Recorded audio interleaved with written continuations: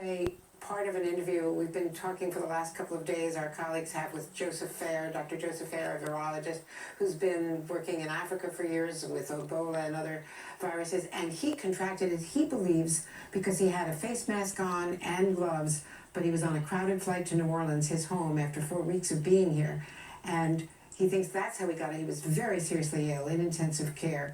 This is part of Kate Snow's interview. So, Dr. Osterholm, should people be wearing eye protection when they go into a store, or should they have sunglasses on if they don't normally wear glasses?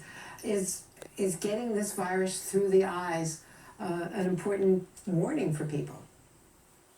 I think we have to take a step back here and look at transmission in general. What we know today, and I respectfully disagree with Joe about how he might have contracted his infection. We know today that aerosols, these very fine droplets that you and I put out just by speaking in a room, data yesterday again from the NIH confirming this, actually create a mist in an area where just breathing in and out, even with a surgical mask, the kind that he was wearing, means that you're still exposed to the virus. This is in fact why we think we've had so many cases in healthcare workers in this country who have been exposed, because they've not had access to N95 respirators, the tight face-fitting masks that are really important as keeping the virus from coming in at all.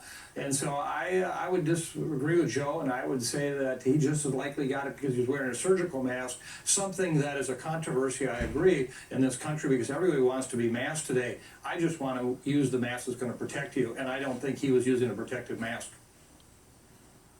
And we should also point out that Dr. Bright suggested that because of the late rush to get masks into this country from China, that a lot of these had not been adequately tested.